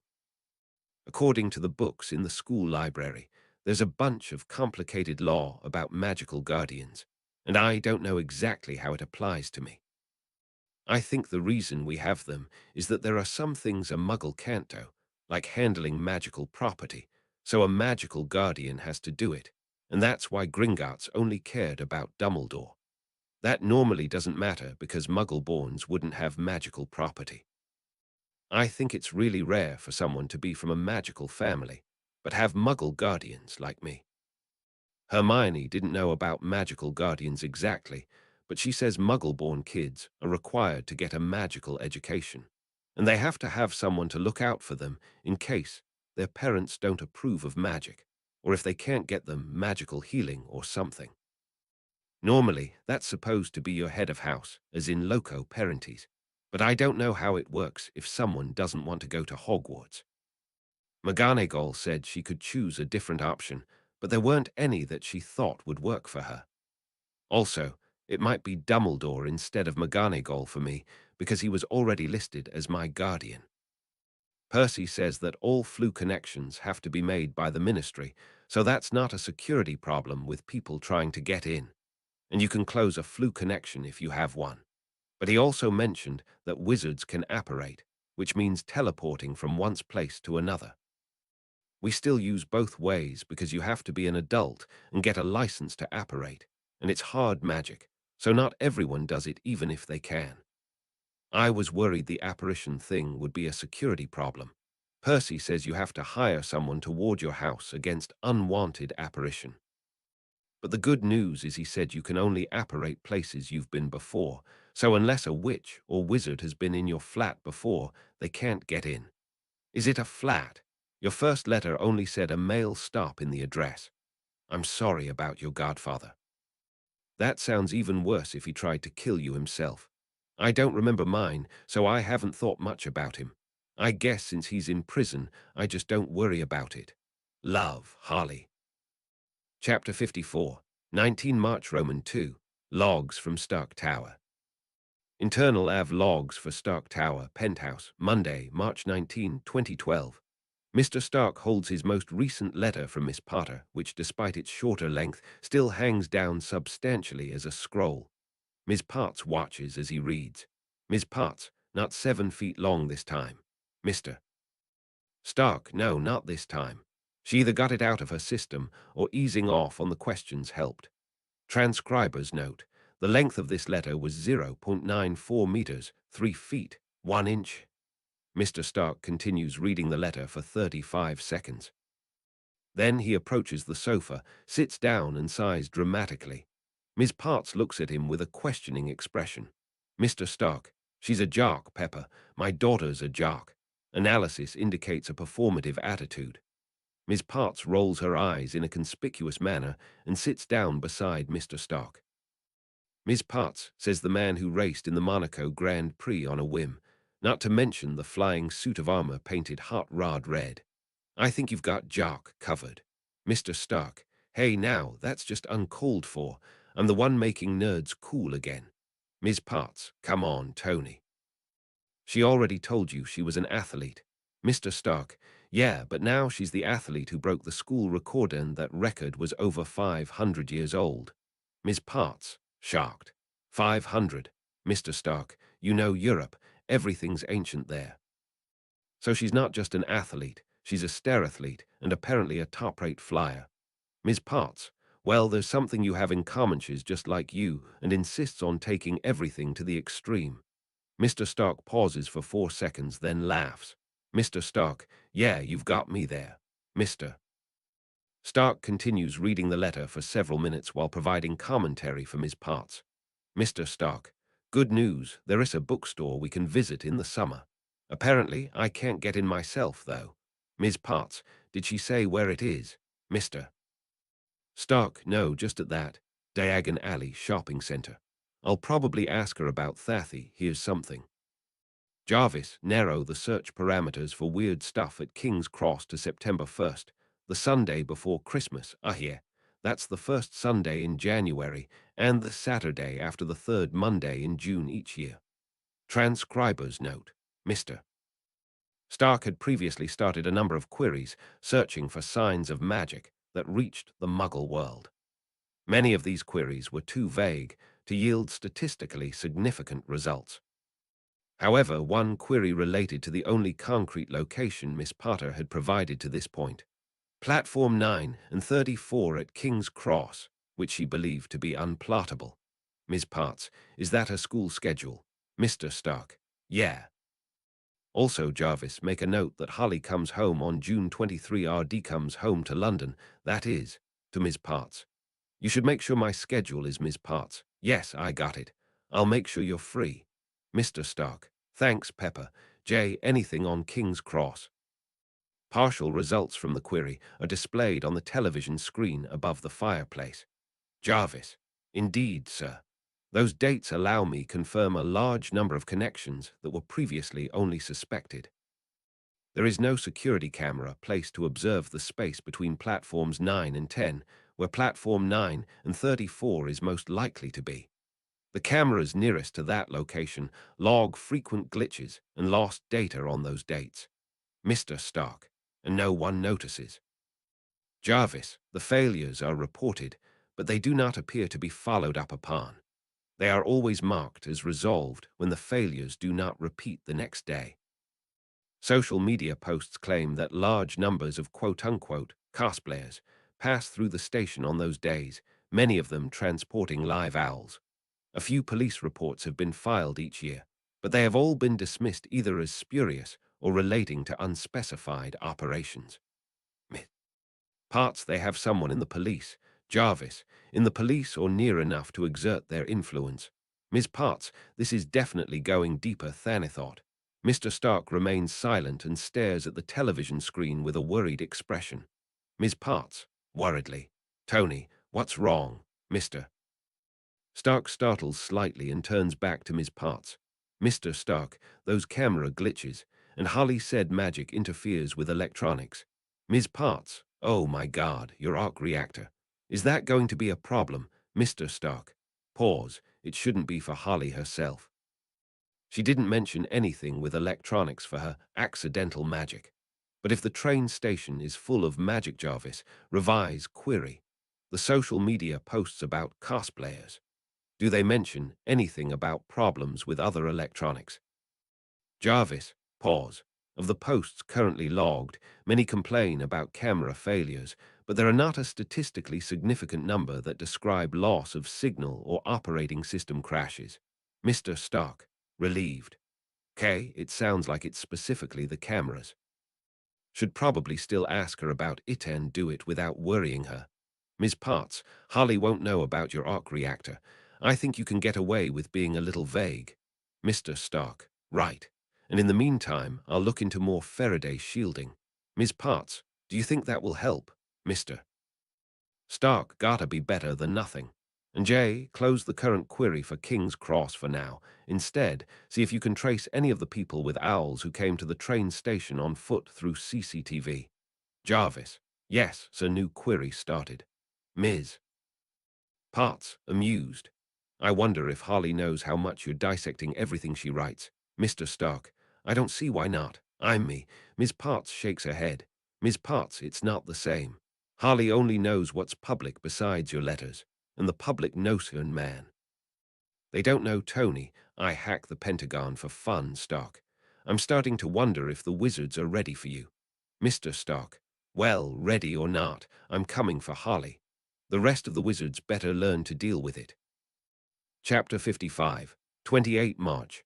Letter from Anthony Stark. Letter delivered to Hogwarts School of Witchcraft and Wizardry, Wednesday, 28 March 2012.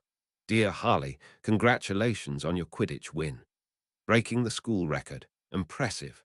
Breaking a school record over 500 years old. That's something you can't even do over here. You won't find an American school with stories from the Middle Ages.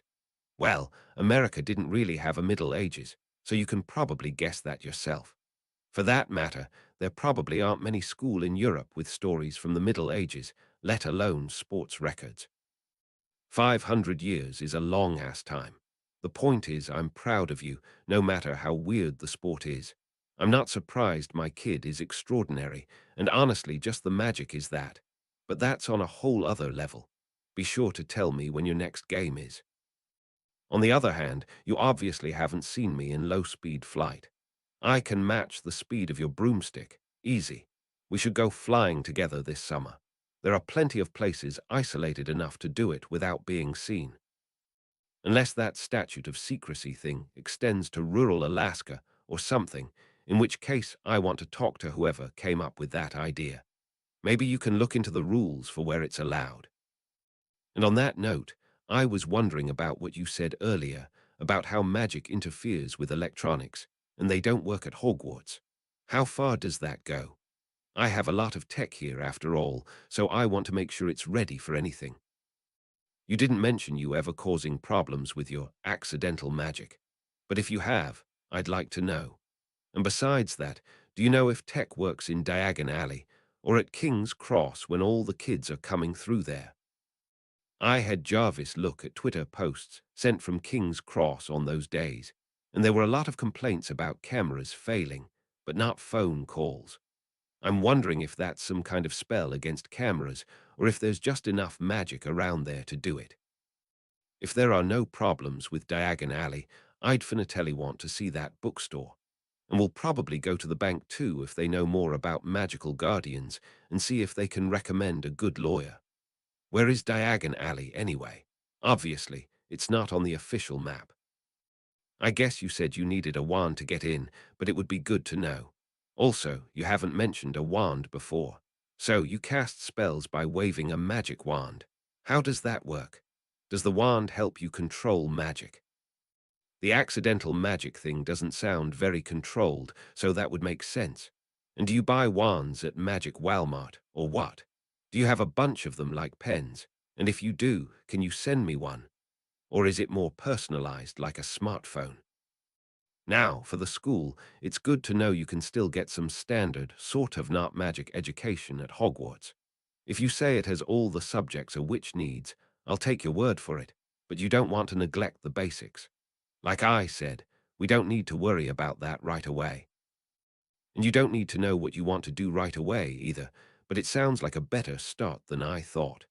I wonder about that Muggle Studies class, though. Is that a class where you can learn the non-magic subjects that get skipped? It seems like it should take more than one class to do that, but even a crash course would help. And I couldn't help noticing you didn't mention anything about talking to Professor McGonagall about Snape. Look, if you think it's not too bad, and he's not actually failing you, then maybe you can use your own judgment for now, and we can talk it over this summer. But if he gets worse, or if he hurts you in any way, you'll need to tell the other teachers. And if that doesn't work, tell me, and I'll have a word with them. This summer, if I can't get there sooner, they definitely won't be able to ignore that. I started making the plans to meet you on June 23. I'm looking forward to it. I'll probably send someone nondescript to pick you up from the train station, just to keep it more private. If you're as famous as you say, you probably have to deal with fans enough already. So unless Yawanto make it a public spectacle, it'll be better to move it to a hotel or something. I'll let you know once it's finalized. Oh, and I live in a penthouse at the moment. It has a male stop because the top 10 floors of the tower are all private. From what you wrote, we should be good for security for now, but I'll want to look into that warding stuff this summer. Love, Dad. Chapter 56, 29 March. Letter from Hermione Granger. Letter delivered to the Granger residence, Crawley, England by Owl Post. Thursday, 29 March, 2012. Dear Mum and Dad, I'm writing because I have a question that I wanted to get answered right away for Harley, if you know it. Harley gave me permission to tell you that when she first entered the wizarding world last summer, she found out that the man she thought was her father really wasn't. Her real father is still alive, but he's a muggle, and he lives in America. I expect she'll be living with him this summer, which will be good for her because she's lived with her aunt and uncle until now, and they sound horrid. But Harley's dad says he's worried about how magic interferes with technology.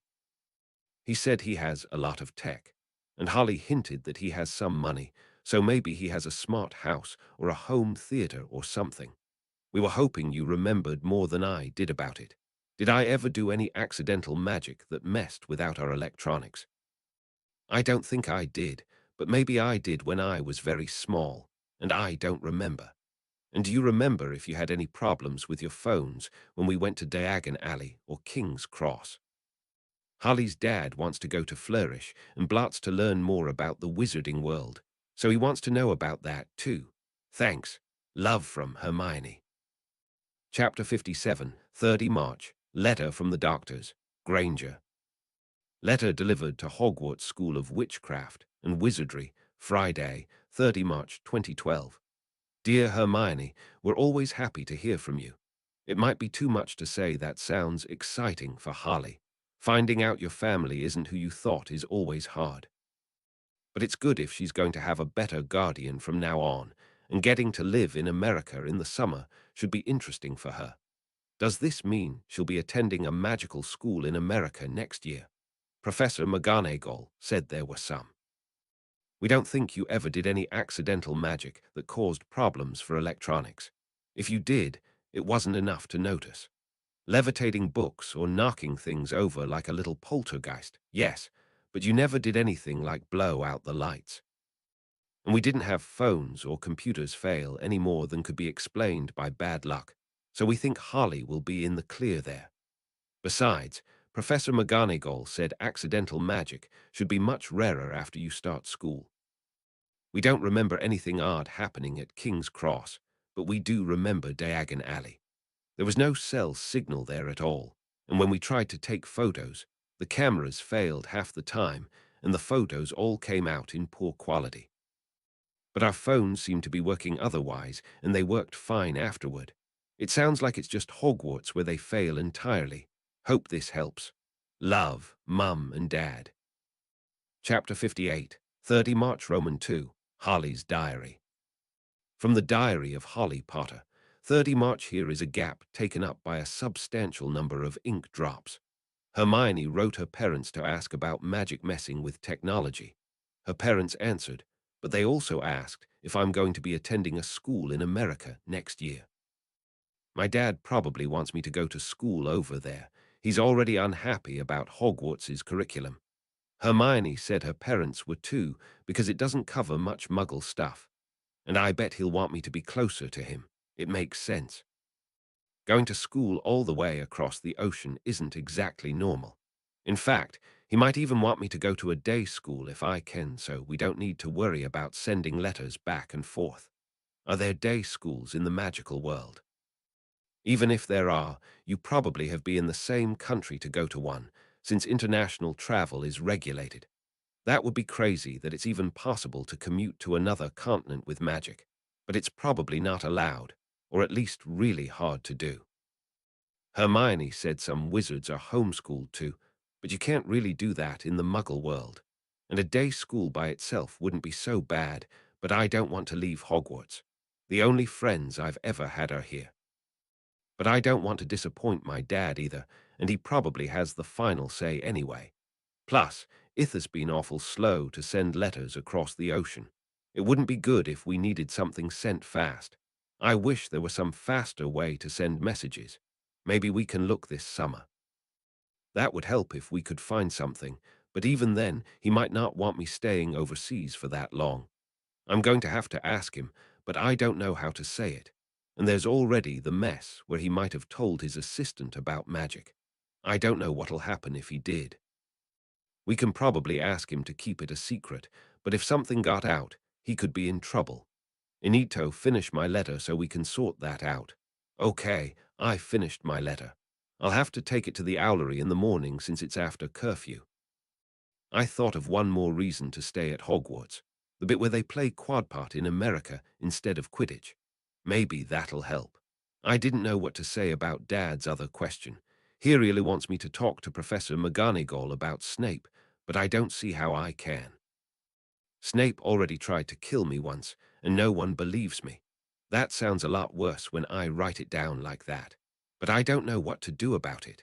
Dad would probably say it's even more reason to talk to McGonagall or Dumbledore, but what if they don't believe me either? If they don't have any proof, I don't have any proof. And if they talk to Snape, I don't know what it would take to sack Snape. And if Dumbledore can't do that, I don't see how he could talk to him without him figuring out it came from me, and that would make things even worse. Dad also said he'd talk to them if me telling them didn't help, but I don't see what good that would do either. He still can't get into Hogwarts, and he still can't use magic. And even if he did, it wouldn't be until summer. I just don't know what to do. I ended up not writing anything about it in my letter. He said I could use my judgment and leave it till summer. I don't think that's what he meant by that, but I don't know what else I can do without tipping Snape off or worrying him when he can't do anything. Worrying my dad, I mean. I wish I could just talk to my dad properly. Maybe I could tell him about Snape then, so we could figure out what to do. Although he'd probably want to get me out of Hogwarts right away, and I don't know what the rules are for that. Hermione says magical education is mandatory. I don't know if it's possible to change schools mid-year. It ought to be, right? What if someone gets sick and needs to be homeschooled? Of course, that's probably easier than starting at Ainu school. I guess it's possible to just be expelled. Hagrid said he was, but that's not what's going on here. What if someone changes to Ainu school because something really bad happens? Does that happen in real life? I've only heard about it on the telly. Never mind. That's got nothing to do with this. What if someone has to change schools because their family moved? There must be some way to do that, right? But I still don't want to leave Hogwarts, so that doesn't really help either. I wish I knew what to do. Easter holidays start tomorrow, so that's nice. Except we have a lot more homework than we did at Christmas. And Hermione's already started making color-coded revision schedules for me and Ron. She really needs to take it easy. Chapter 59, 9 April, Letter from Holly Potter. Letter delivered to Stark Tower by Owl Post, Monday, April 9, 2012. Transcriber's note. This letter was visibly written over 3 distinct sessions based on the size and sloppiness of the handwriting, with the first section being the most hurried and the second section the least. Dear Dad, did you tell Jarvis about magic? I told you it's supposed to be a secret unless the person lives with you long-term, right? Did you at least tell him it's a secret? I don't know what happens if you tell someone who's not supposed to know, but I don't want any trouble from the Ministry of Magic. I should really send this right away, but it's been over a week anyway, and I want to get an answer from Hermione's parents first. I can answer your other questions while I'm waiting. I can't believe I didn't mention magic wands. Yes, we use wands to cast all proper spells. We don't need them to use things that have their own magic like potions and broomsticks. According to Professor Flitwick, wands help you channel magical energies more efficiently and control them more easily. He compared it to water in a hose, but I'm not sure I got that part. Some people can cast spells without a wand, but you have to be really powerful like Dumbledore to do it. No, there's no magic Walmart or anything like that. Wands are custom made. Wands aren't exactly custom made, but they're all different, and you have to be matched with one. Mr. Ollivander, he's the wand maker, says the wand chooses the witch. He made me try waving a bunch of wands until he found one that worked for me. He must have had some system for deciding which ones to try, or at least he sounded like he did. But it didn't make any sense to me. Most of them I didn't even feel anything before he took them away, but when we found my wand, it felt warm, almost like it was electric or something. My wand is made of so. Mr. Ollivander makes all the wands by hand. They're all different lengths and made of different kinds of wood. I think the different woods have different magical properties, and they all have a magical substance in the middle of them. My wand is made of holly wood, which is kind of funny, and it has a core made from a phoenix feather. It's 11 inches long, and Ollivander said it was nice and supple, which I guess matters for some reason. Ollivander is kind of creepy, honestly. He has silver eyes and a spooky stare, and he remembers every wand he's ever sold. He has a dusty old shop that looks kind of like a shoe store would if it were in a horror movie. But Hagrid says he's the best wand maker there is. The entrance to Diagon Alley is behind a pub called the Leaky Cauldron, but I don't think Muggles can see it, sorry. You have to tap your wand to the right brick on the back wall to open the door. I don't remember the address, but it was on Charing Cross Road, and it was pretty close to the tube station. Our next Quidditch match hasn't been scheduled yet. It'll probably be near the end of the year. We only play each house once per year, which is too bad. It would be nice if there were more games, except with Slytherin. They play dirty. Well, I guess Slytherin weren't that bad. It was mostly Marcus Flint. For secrecy, the statute of secrecy means everywhere. And there's another law called the Decree for the Reasonable Restriction of Underage Sorcery that says we're not allowed to do magic outside of school until we're 17, unless it's an emergency. But I asked Ron, and he said that doesn't apply to flying brooms as long as the Muggles don't see it. Ron and his brothers fly at home all the time, but at his house, they have to stay below the trees so the Muggles don't see, so there's not a lot of room there. If you don't need too much space, he thinks we might be able to visit one of the professional Quidditch pitches when they're not in use. I don't know where they are, but maybe Ron's family can help with that. We shouldn't have to go all the way to Alaska. It'll be fun to fly with you if you can do it. According to Percy, Muggle studies is the study of Muggles, not things Muggles study. That sounds weird when I write it down like that, but it made sense when he explained it. The class is really about Muggle society and technology, I guess. Percy said it's required if you want to get a job at the Ministry of Magic that has to do with Muggles, like enforcing the statute of secrecy, like his dad. Mr. Weasley works in the misuse of Muggle artifacts office, which stops things like enchanted tea sets from getting into Muggle hands where they can cause trouble. It sounds like the class is mostly for people who grew up in the magical world and need help blending in with Muggles. Maybe it's kind of like Asian studies or something like that. All right, Hermione's parents wrote back. She asked them about the problems with electronics. They said they don't remember her doing any accidental magic that messed up electronics, plus accidental magic is supposed to be rarer after we start school. I guess it is. I haven't done any since I came to Hogwarts. They don't remember if there were any problems in King's Cross, but they said in Diagon Alley their phones had no signal and there were problems with the cameras, but they still worked otherwise. But Dean Thomas said his watch stopped completely when he came to Hogwarts. I think it just takes a lot of magic in the area to cause problems. But also, I wanted to ask you, do you want me to change schools for next year? I know Hogwarts is far away, but I really love it here. All my friends are here, and it's supposed to be the best school of magic in the world. I don't even know what schools there are in America. And maybe once I get out for the summer, we can ask around to see if there's a faster way to send letters to Hogwarts, and that'll make things easier. Besides, I've heard in America they don't even play Quidditch.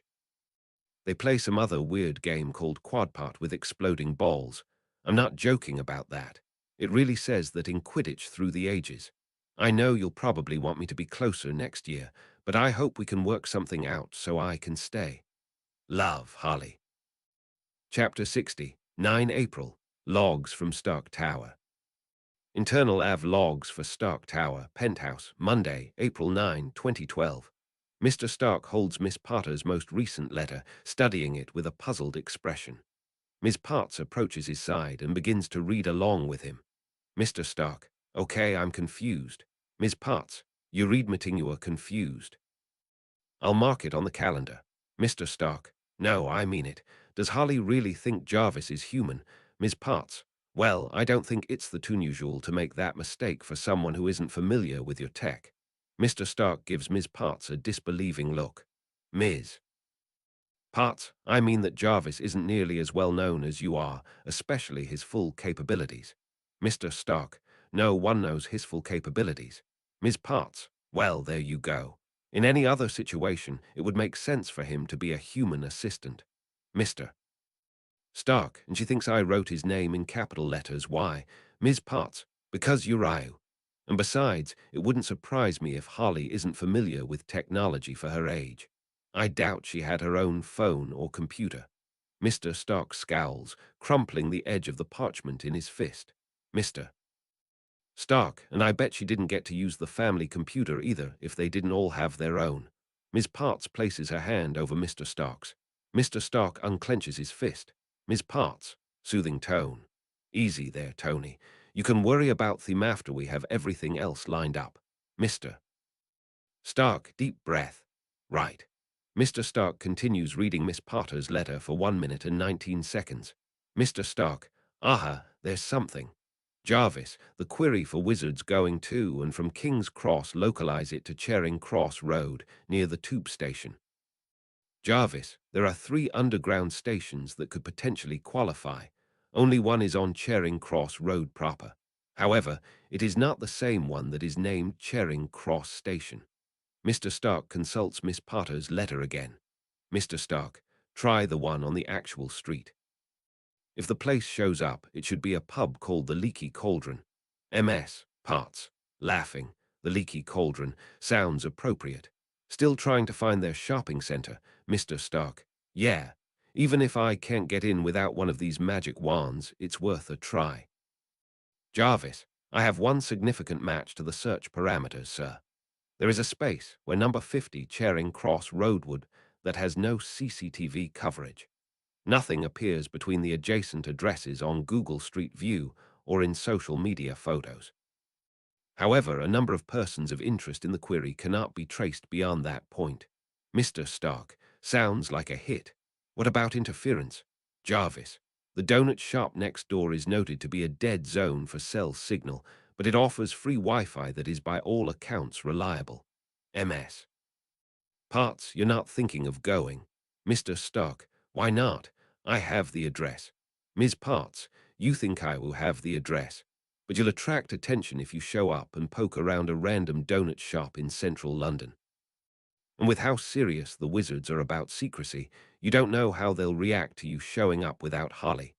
Mr. Stark pointedly does not respond and instead resumes reading Miss Potter's letter for 12 seconds. Mr. Stark, look, I can ask her first. See if she can track down the specific information. Mr. Stark continues reading Miss Potter's letter for 1 minute and 8 seconds. Mr. Stark, a sigh.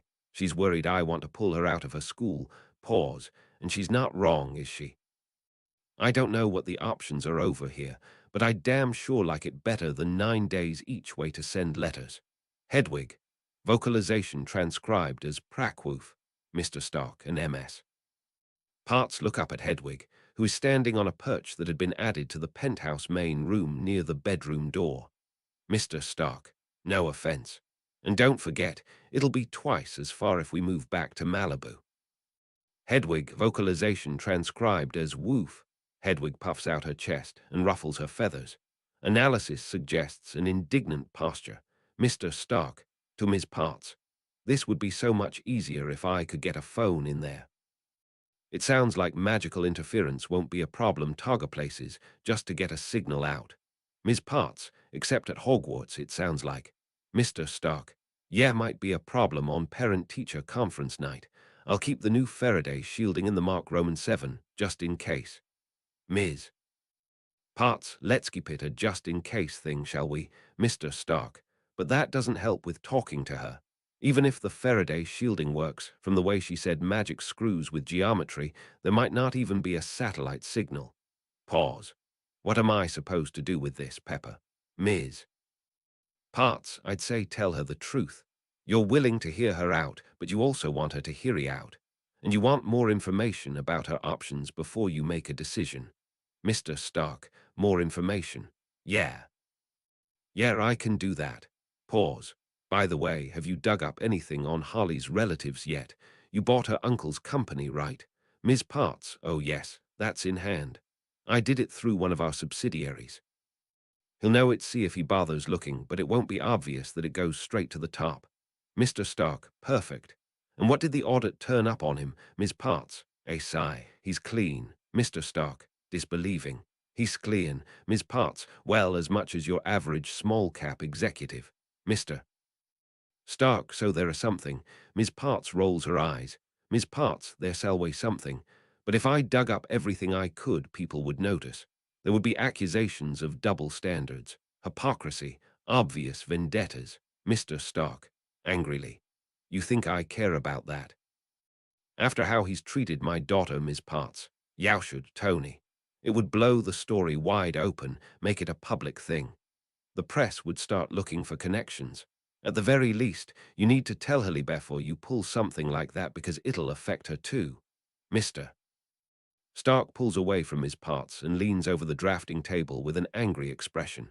He is silent for 18 seconds. Then he turns back to face Ms. Parts. Mr. Stark, there's really nothing we can go after. Skimming money off the top. Illegal hiring practices. Ms. Parts, there were complaints about his hiring practices before Stanley Black and Decker bought the firm. Looked like your standard good old boys club. But their HR put him on notice.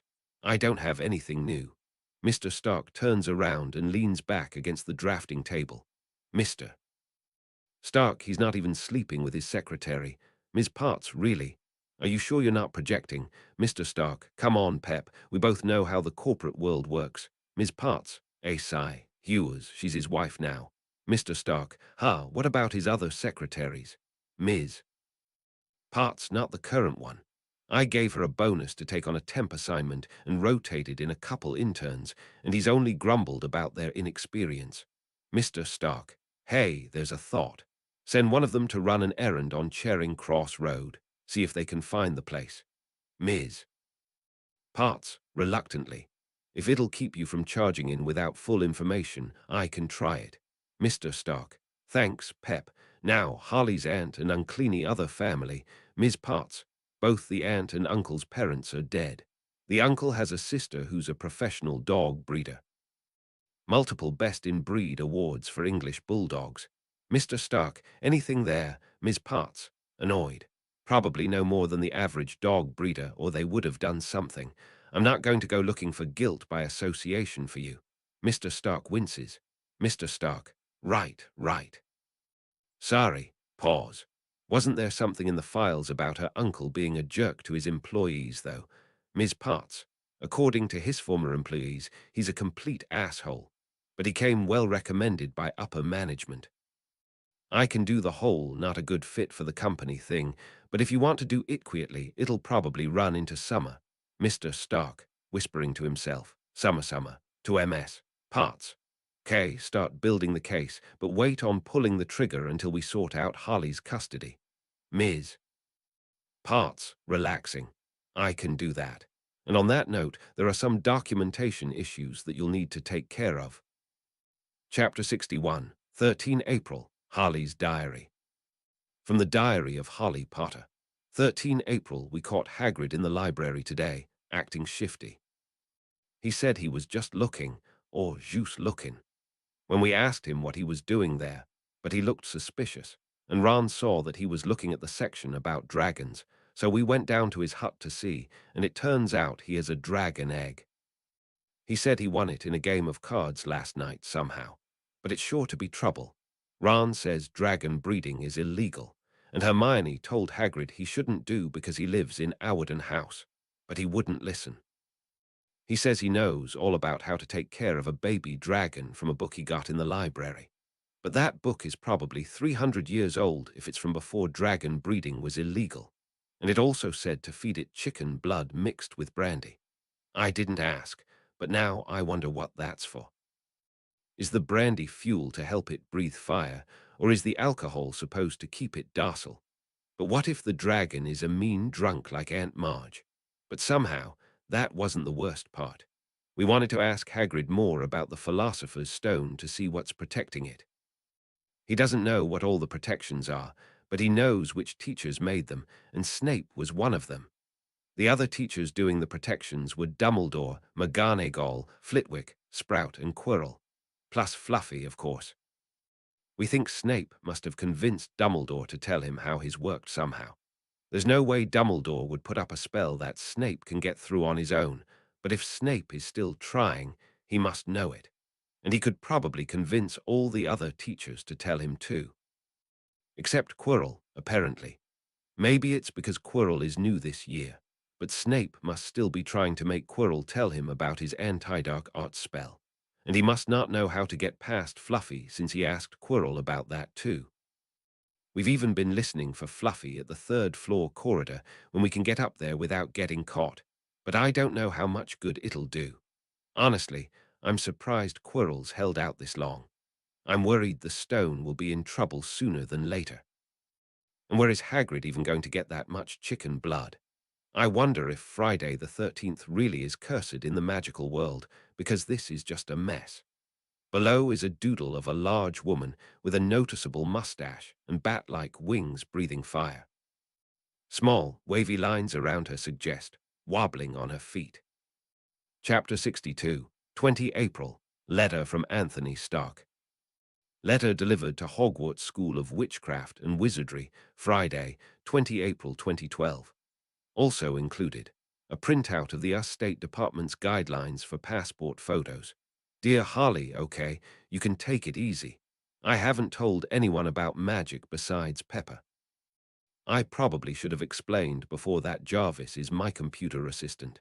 It stands for just a rather very intelligent system. He started out just running my house, but now he runs all my tech, and he's great at internet research too. I put everything about magic under his secrecy protocols, so nothing's going to get out. You could say he lives with me too, if it helps. Since I can't get to your bookstore yet, I've been compiling all the hints about magic he can find on the internet, which are pretty much just hints, to be honest. The idea is that we can guess that a lot of the old stories about things like dragons are for real after all, and there should be some core of stories that all match each other, and then that might point to other things. But everything's fuzzy, and without scientific evidence, there's not much to go on. Do you know how old the statute of secrecy is? When did witches and wizards last do stuff openly? That would help narrow things down.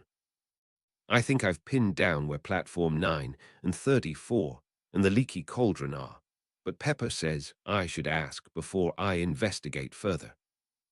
Would there be trouble for the statute of secrecy if I just showed up at the leaky cauldron, told them my daughter is a witch, and asked to be let into Diagon Alley? Or failing that, can you ask around if anyone knows if there's anywhere to go looking for magic in New York? I'd like to get a head start on the reading. Anyway, we'll have to make time to go to one of those professional Quidditch stadiums and fly around this summer. And we can go to a game together, too. I'm putting it on the list. Can you tell me about the professional league? Do you have a team you like? I don't do much with sports besides Formula One myself. Thanks for the info about electronics. There shouldn't be any problems with that then. And look, I'm not going to lie to you. I don't like the current situation with your school. I don't like you being so far away. Especially don't like you being so far out of contact with how long it takes to send letters. And even though it sounds like a good school for magic, I'm not crazy about the curriculum either, and frankly, The study of muggles isn't helping. But I'm willing to hear you out. I know how big an adjustment boarding school is and how important it must be for you. I went to Phillips Academy in Massachusetts when I was 7, and I made some good friends there. I had a good time, mostly. But all that was mainly because my dad didn't know what else to do with me. I would have preferred a prep school closer to home. It sounds like your experience at Hogwarts is much more for the better, so I don't like the idea of taking that away from you. But also, I hope you'll hear me out too. Really, even just having this conversation now is awkward because it takes so long. It would be great if you were closer to home, even if it's still a boarding school. Better yet, if it's someplace with phone service so we could talk it over normally. It's still not something you need to worry about now, but I want you to seriously consider all of your options this summer before you make a decision. And I need more information about your options before I can decide anything myself. Especially if America has an even more dangerous game than Quidditch. You said your friend Hermione looked at the options for magical education. Does she have any information on them that you can pass along? That would be a good start. In the meantime, there's some paperwork stuff we need to take care of for the summer. I'll still be able to meet you at King's Cross Station on June 23. No problem. But even with the strings I can pull, there's not really a way to get everything signed and custody transferred sooner than the following Tuesday. And that's if we already have everything in hand. The passport might take a few weeks longer, but I can make the time for that. Don't worry. One thing you're going to need sooner is a passport photo. You'll need a US passport, since I'm guessing you don't have a UK one. Since your school takes photos, can they make ones that don't move? I included the State Department guidelines for it, but the important thing is you need to take it on a plain white background with your glasses off, and you should probably do it in daylight, since your school is firelit at night. You'll need your original birth certificate, too. I know you have one. Jarvis found a copy when he looked you up. Your relatives should have it if you can convince them to hand it over. Tell them any story you need to, I'll back you up. If they don't, there are other ways, but there'll be some extra hoops to jump through, so that'll be the fastest one. Love, Dad.